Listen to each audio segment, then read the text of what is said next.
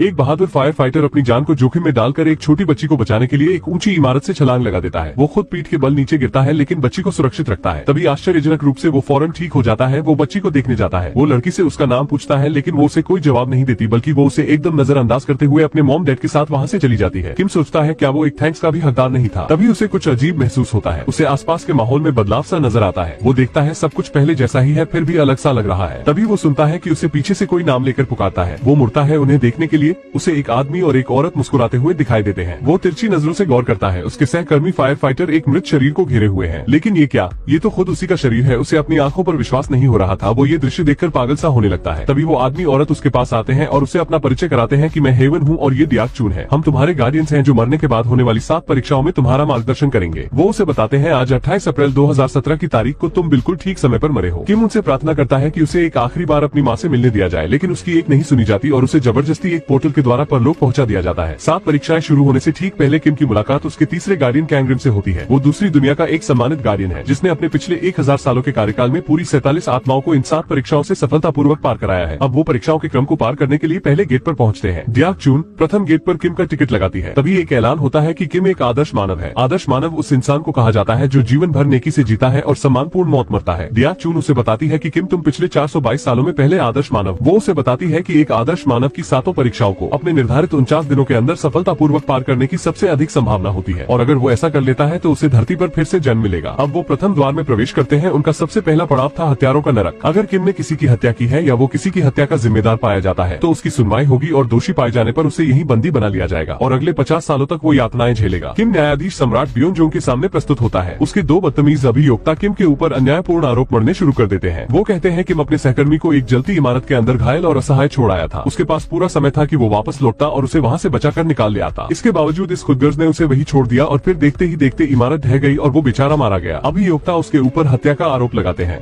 और उसे 50 सालों तक आग में जलने की सजा की सिफारिश करते हैं। तभी उसके बचाव में कैंगरिम उसका प्रतिनिधि बनकर खड़ा होता है। वो उस दिन की घटना को सम्राट ब्योनजोंग के सामने प्रदर्शित करता है जब किम अपने साथी को बचाने की कोशिश कर रहा था। तभी उन्हें उसी बिल्डिंग में फंसे हुए आम लोगों के चीखने चिल्लाने की आवाजें आती हैं। किम का साथी उससे कहता है कि वो जाए और लोगों को पहले बचाए, जिसके बाद लौटकर वो उसे बचा सकता है। जब किम सारे लोगों को सकुशल बचाकर वापस ले आता है तो वो अपने दोस्त को बचाने के लिए दौड़ता है, लेकिन अफसोस तब तक बहुत देर हो चुकी थी। आग ने बिल्डिंग को अपने आगोश में ले लिया और पूरी की पूरी इमारत धराशायी होकर गिर गई, जिसमें उसका दोस्त मारा गया। कैंगरिम न्यायाधीश को बताता है कि जब किम अपने दोस्त को छोड़कर आम नागरिकों को बचाने गया तो उसने पूरी जान लगा दी और उसने पूरे 8 लोगों की जान बचाई। उसने एक के बदले 8 जिंदगियां बचाई हैं और ये एक शानदार काम है और उसे सजा देना सरासर अन्याय होगा। न्यायाधीश ब्योनजोंग उसकी बात से सहमत होता है और किम को आरोप से मुक्त करता है। वो उसे एक योद्धा घोषित करता है। अब गार्डियंस उसे आलसियों के नरक की ओर लेकर चल देते हैं। यहाँ एक मनमोहक झरना दिखाई देता है, लेकिन इसे देखकर आप भ्रमित मत होना, क्योंकि इसके पीछे अनगिनत सजा याफ्ता आत्माएं हैं जो एक विशालकाय कोल्हू को लगातार चलाते रहने के लिए विवश हैं और जो आत्माएं इस सजा से भागने की कोशिश करती हैं, उन्हें पानी में मौजूद खतरनाक पिरान्हा मछलियां काट काट कर घायल कर देती हैं। इस झरने से ठीक पहले क्वीन चागोंग का सिंहासन है। क्वीन के सामने किम को अपनी जिंदगी में किया जो भी कठिन परिश्रम है उसे बताना होगा, जिससे ये साबित हो जाएगा कि वो आलसी और अकड़ू नहीं है। गार्डियन क्वीन को किम के स्वार्थहीन काम गिनाना शुरू करते हैं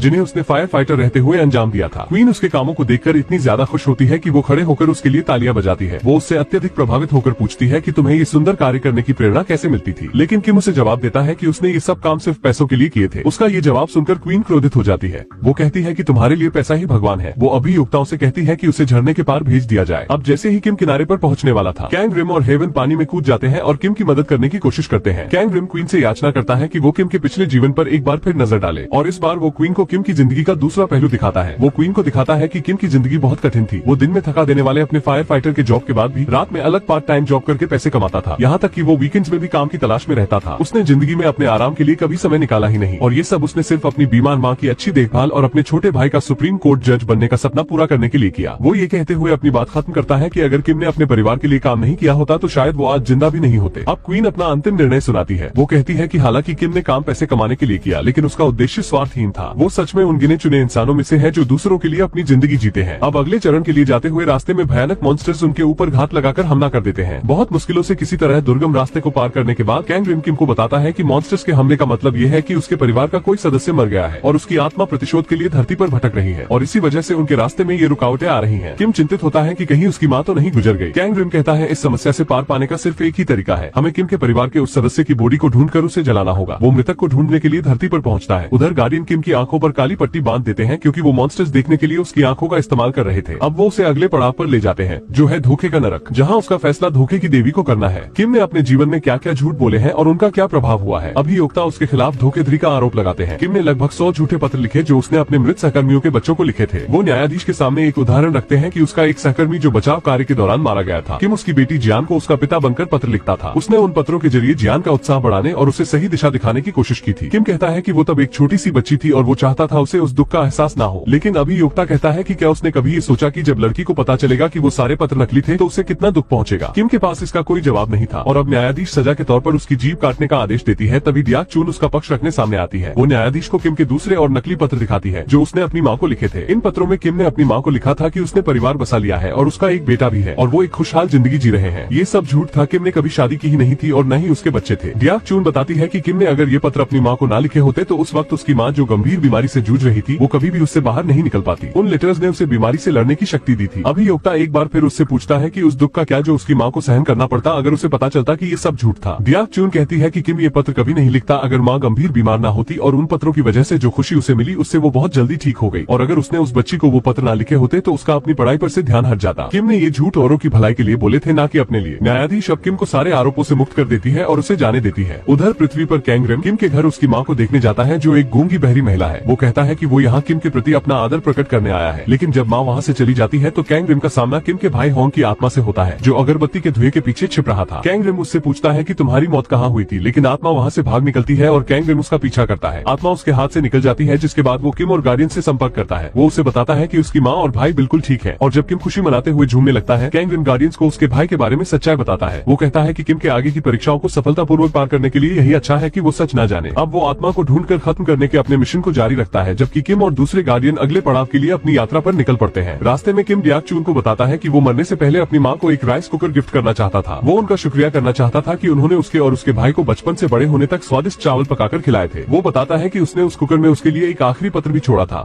इस पत्र में उसने सारा सच लिखा था कि कैसे उसने पिछले पत्रों में झूठ लिखा था ताकि वो खुश रहे और उस पर गर्व करे और वो उसे कितना ज्यादा प्यार करता है। अब वो अन्याय के नरक पहुंचते हैं। यहाँ आत्माओं को जरूरतमंदों की मदद करने से इनकार करने के जुर्म में सैकड़ों सालों तक सजा मिलती है, लेकिन क्योंकि किम एक आदर्श मानव है उसे इस नरक में बिना सुनवाई के आगे जाने दिया जाता है। उधर पृथ्वी पर कैंग रिम मिलिट्री बेस पर पहुंचता है जहां किम का भाई होंग तैनात था। उसे पता चलता है कि किम के भाई होंग को यहाँ भगोड़ा घोषित कर दिया गया है और मिलिट्री उसे तलाश कर रही है। लेकिन ये एक अजीब बात थी कि वो भला क्यों भागेगा जबकि कुछ दिनों बाद ही वो सेना से रिटायर होने वाला था। कैंग रिम एक कमांडर का भेष धारण करता है और होंग के केस की पड़ताल करता है। वो लेफ्टिनेंट पार्क से सवाल जवाब करता है जिसने होंग को ड्यूटी पर तैनात किया था। वो उसकी बातों से समझ जाता है कि वो कुछ छुपा रहा है। इसके बाद वो सार्जेंट डॉन यंग के पास जाता है जो उस रात होंग के साथ ड्यूटी पर अकेला था जब वो गायब हुआ था। वो उसके समय को पीछे ले जाकर देखता है कि वो होंग का पूरी मिलिट्री में इकलौता दोस्त था। जहाँ हर कोई डॉन यंग को शर्मीला और डरपोक मानता था। होंग कठिन समय में उत्साहवर्धक गीत गाकर उसके उत्साह को बढ़ाता था। अब कैंग रिम उस रात के समय में जाकर देखता है जब होंग गुम हुआ था। उस रात डॉन यंग घबराया और डरा हुआ दिखाई दे रहा था। वो घबराहट में अपनी राइफल के सेफ्टी प्लग को ऑन ऑफ कर रहा था। वो इस बात से डरा हुआ था कि कुछ समय बाद होंग रिटायर हो जाएगा और उसके बाद मुझे परेशान करने वालों से सामना करने के लिए वो मेरे साथ नहीं होगा। होंग उसे बताता है कि वो सेवा मुक्त होने के बाद भी उससे मिलने आता रहेगा और लेफ्टिनेंट पार्क तो उसके साथ ही। वो गले मिलते हैं। होंग डोंगयंग से अपनी राइफल को सही से पकड़ने के लिए कहता है। ऐसा करते हुए गलती से उससे होंग के ऊपर एक राउंड फायरिंग हो जाती है। होंग डोंगयंग को लेफ्टिनेंट पार्क को बुलाने के लिए कहता है और जब लेफ्टिनेंट पार्क दौड़कर वहाँ आता है वो न सिर्फ इसे आर्मी बेस में रिपोर्ट न करने का निर्णय करता है बल्कि वो डोंगयंग को होंग की बॉडी को छिपाने में उसकी मदद करने के लिए राजी करता है। वो उससे कहता है कि होंग भी यही चाहेगा। कैंग रिम ध्यान देता है होंग उस समय मरा नहीं था। उसके बावजूद दोनों ने उस घटना को छुपाने के लिए मिलकर उसे जिंदा दफना दिया। होंग की बॉडी ढूंढने के बाद कैंग रिम उसे नष्ट नहीं करता बल्कि वो होंग की आत्मा के प्रतिशोध में उसकी मदद करने का फैसला करता है। उधर परलोक में जाते हुए किम याद करता है कि उसका छोटा भाई केबल कार में बैठना चाहता था। डियाक चून बताती है कि हम गार्डियंस भी कभी धरती पर इंसान हुआ करते थे लेकिन हमारी पिछली जिंदगी की यादाश्त को मिटा दिया गया। इस बात पर डियाक चून और हेवन के बीच बहस छिड़ जाती है। उनकी बहस के बीच ये खुलासा हो जाता है कि किम का भाई मर चुका है और उसकी आत्मा प्रतिशोध में भटक रही है। कैंग रिम धरती पर डॉन यंग का पीछा करते हुए एक क्लब में पहुंचता है। वो देखता है होंग की आत्मा उसे मारने की कोशिश कर रही है। एक बार फिर दोनों के बीच भयंकर पकड़ा पकड़ी शुरू होती है और अंत में कैंग रिम होंग की आत्मा को पकड़ लेता है। वो होंग से अब रुक जाने के लिए कहता है। वो कहता है कि तुम मेरे साथ चलकर अपने भाई की परलोक में चल रही कठिन परीक्षाओं में उसकी मदद करो। लेकिन कैंग रिम ये सुनकर हैरान रह जाता है कि होंग ने अपने भाई किम को पिछले 15 सालों से देखा ही नहीं है जब से वो घर छोड़कर भाग गया था और वो उससे नफरत करता है। अब होंग भाग निकलता है। डॉन यंग किम की माँ के घर जाता है और वो कुछ अंदर फेंक कर भाग जाता है। किम की माँ देखती है कि ये एक नक्शा है जो होंग की बॉडी का पता बताता है। होंग भी उस नक्शे को देखता है। उधर डॉन यंग एक गलत फैसला लेने जा रहा है और कैंग रिम उसे ऐसा करते हुए देख रहा है। तभी होंग की आत्मा पीछे से आती है और वो कैंग रिम से डॉन यंग की जिंदगी को बचाने की प्रार्थना करता है और इसके बदले वो जैसे कहेगा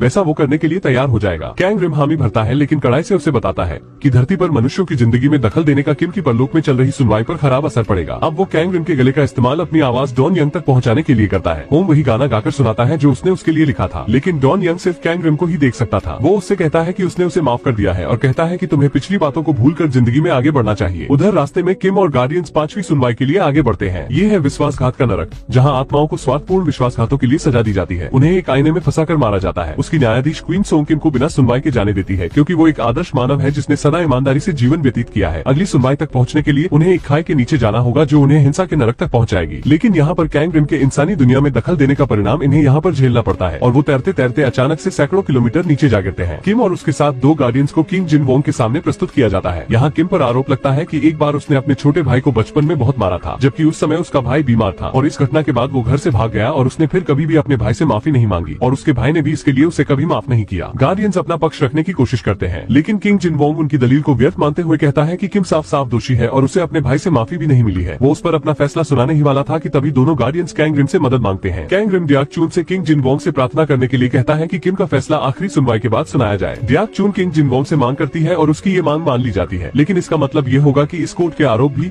सुप्रीम कोर्ट के आरोपों के साथ में प्रस्तुत किए जाएंगे और अगर किम दोषी पाया जाता है तो किम को अतिरिक्त सजा मिलेगी ही और उसके गार्डियन से भी उनके गार्डियन होने के सभी अधिकार छीन लिए जाएंगे। अब वो यहाँ अगली सुनवाई के लिए आगे बढ़ते हैं। ये था नालायक संतानों का नरक, जहाँ इस आधार पर सुनवाई होती है कि आपने अपने माता पिता के साथ किस तरह का व्यवहार रखा है। कोर्ट में पहुँचने से पहले किम अपने दोनों मौजूद गार्डियंस के सामने कबूल करता है कि मैं एक अच्छा बेटा नहीं था। हमारी माँ लाइलाज बीमारी से मर रही थी और उनके अलावा हमारा कोई नहीं था। मैं और मेरा भाई हर रोज भूख से मरते थे। 15 साल पहले उस दिन जब मैं घर छोड़कर भाग गया था, मैंने अपनी बीमार माँ को मारने की कोशिश की थी। वो सोई हुई थी, लेकिन तभी मेरा भाई जाग गया और उसने मुझे रोकने की कोशिश की। मैंने उसे बहुत मारा और फिर मैं भाग गया। उस वक्त मेरा इरादा था कि माँ को मारने के बाद मैं ढेर सारी नींद की गोलियां खाने में मिलाकर खुद और अपने भाई को खिला दूंगा और इस तरह हम दोनों भी मर जाते। उस दिन के बाद मैंने अपने भाई और माँ को नहीं देखा, मैं सिर्फ उन्हें पत्र लिखता रहा। उसके राज सुनकर हेवन सोचता है गई भैंस पानी में। उधर कैंग रिम होंग की आत्मा को पवित्र कर देता है। होंग अपनी माँ को आर्मी बेस पर जाते हुए देखता है, जो अपने बेटे के लिए प्रदर्शन करने वहाँ आती है और क्योंकि वो गूंगी है उसके पास एक संदेश था जिसमें उसने अपने बेटे को ढूंढने में उसकी मदद के लिए लिखा था। तभी लेफ्टिनेंट पार्क वहाँ आता है और उसे रोकने की कोशिश करता है। वो उसे धक्का देता है जिससे होंग गुस्सा होकर उसकी तरफ बढ़ता है। होंग की माँ लेफ्टिनेंट को वो नक्शा दिखाती है जिससे लेफ्टिनेंट पार्क और भी ज्यादा आग बबूला हो जाता है। वो उसे धक्का देकर जमीन पर गिरा देता है। इसके बाद वो उसे एक एम्बुलेंस में डाल देते हैं। ये देखकर एक बार फिर होंग अपने प्रतिशोध वाले स्वरूप में वापस आ जाता है और वो अपने क्रोध से एक बड़ा तूफान पैदा कर देता है और इसका प्रभाव दूसरी दुनिया में दिखाई देता है। रेतीले दानव किम और गार्डियंस के ऊपर हमला करना शुरू कर देते हैं। उधर कैंग रिम को लेफ्टिनेंट पार्क को होंग की गिरफ्त से निकालने में मुश्किल हो रही थी, इसलिए वो मदद के लिए हेवन को बुलाता है। जैसे जैसे लड़ाई बढ़ती जा रही थी, किम धीरे धीरे रेत में समाता चला जा रहा था। तभी होंग देखता है उसका भाई रेत में धंसने वाला है। वो अपने प्रतिशोध के स्वरूप को शांत करता है। उसके ऐसा करते ही अंतिम सुनवाई की अदालत उसके सामने प्रकट होती है। परलोक के किंग यमराज किम पर लगे आरोपों को पढ़ते हैं। वो बताते हैं किम के ऊपर 15 साल पहले अपनी माँ को मारने की कोशिश करने का आरोप है और कारण से उसे सजा दी जाएगी। डियाक चून किंग के सामने याचना करती है।